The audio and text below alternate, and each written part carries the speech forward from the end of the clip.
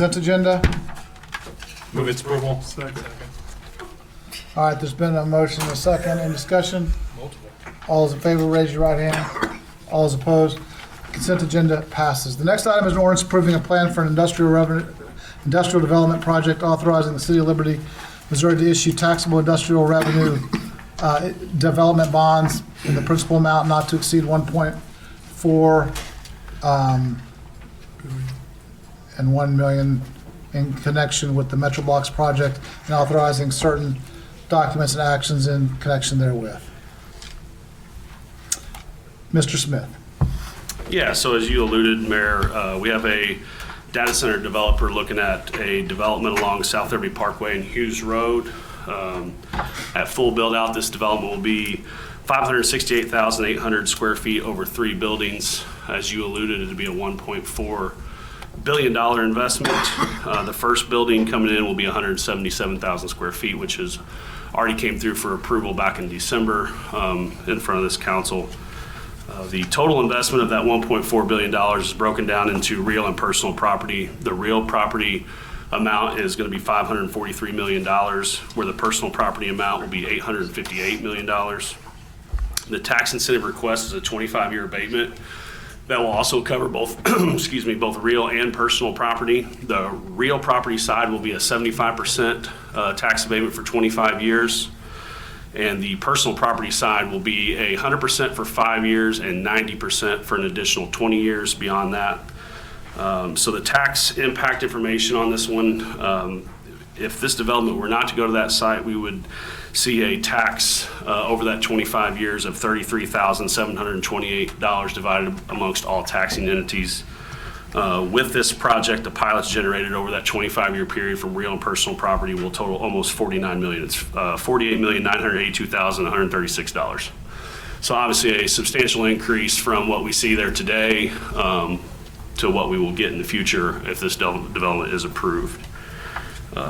If there's any questions on those numbers, I'm happy to take those. I know there'll be some questions around water and electricity, and we'll address those when they come, but happy to answer any questions around the numbers or the tax abatement. Councilman Hank. Did you have something first? No, go ahead. Okay, great. Relative to that, I think you and I were talking before. We've done obviously some other projects, not data centers, but other projects in town of comparable size to what this building is. Can you kind of speak to what kind of pilot numbers or taxing numbers we get from other buildings of this size or what we've gotten in the past? Yeah, for sure. So familiar to this, pretty well this whole council, when Opus came through, we did a 3-building development where Hallmark sits and they had their spec buildings B and C. The spec building B was 572,000 square feet. Off of that project, we did a 10-year tax abatement, so there would have been a 10-year pilot. That total was roughly $990,000 over that 10 years. So I guess if you multiply that by another times and a half, you're talking close to 2.5 million is what we would have got in comparison to a similar size industrial project of this same building. Okay. So we're talking 49 million on this one versus what would have been 2.5. roughly, let's call it 2.5 million off of a similar building. So I think there's been, I think we addressed this when we approved the actual data center about, 6 weeks ago? But just for people at home that may be watching, maybe could you address the energy use and the water use and how we have negotiated those and what Metrobloks is going to be responsible for with respect to the energy, any energy increase, any energy expenditure for infrastructure, and then maybe address the water issue. Okay, so I'll work backwards if that's okay. I'll touch on the water. Our city engineer for that side of the house is not here tonight, so I'll touch on the water briefly, and then I actually have a representative in the room from Evergy. Jason is here. I'll let him touch on some of the questions around the electricity, but they are using a closed loop system, and we have a representative from Metrobloks here as well, so if I say something, you can kick me. They have a closed loop system, so a lot of the information you're hearing on these data centers across the country is their water usage, their electric usage, or electricity usage. This one is vastly different with a closed loop system. The way it's been explained to me, basically they fill it up like like a swimming pool, and then essentially with that closed loop system, the water continues to work through there. They will have to fill some due to evaporation as it goes. But basically what we've discussed is that basically if you put an office development there of same size, it would basically use this project would use 85% less water roughly than what an office building would use. So I think from a water perspective, this is not near a water suck as what you're hearing from the hyperscale. And one thing to keep in mind, a lot of these, like the one that was approved in Smithville, that building was, their first building was 880,000 square feet. This first one, as I alluded to earlier, is going to be 177,000 square feet. And at full build out will be just shy of 570,000. So it's a vastly different scope of project in regards to what you're working with from a building size and even what water consumption will be used, large in part to their efficiency with the closed loop system and size is a large part of that too. All right. And happy to take any more on water. If not, Jason, if you're here, I'll let you take the floor for the electricity.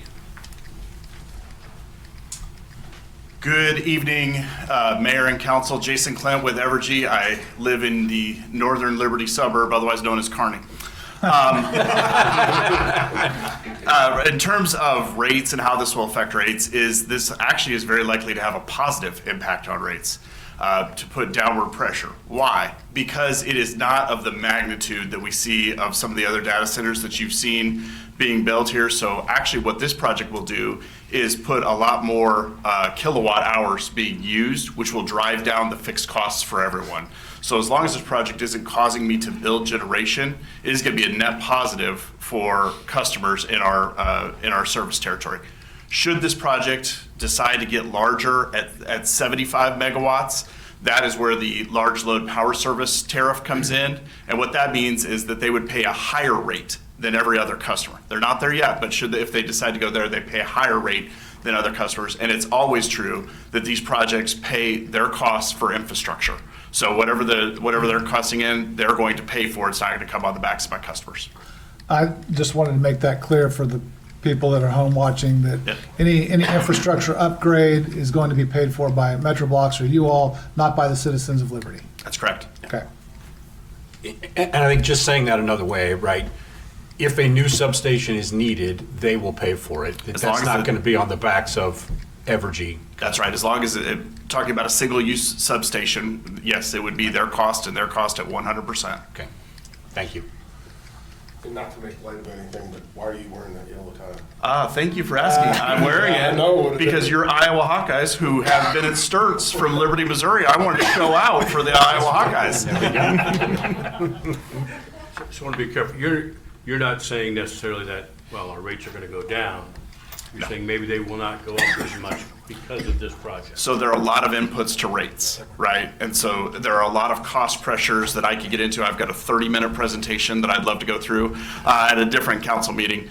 But what the cost drivers are actually poles and wires. We're seeing things now that are 200% increases. So just like farmers who have to pay the cost of their inputs, the cost of our inputs have gone through the roof. That's the biggest driver of our rates. I'm not saying there won't ever be another rate increase. What I am saying is that this project should put downward pressure on rates.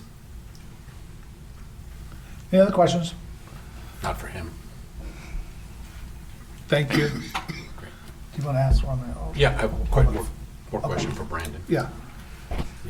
The other thing I think we talked about in December, Brandon, was related to noise. Can you kind of speak to the requirements here relative to noise for this project? I might actually,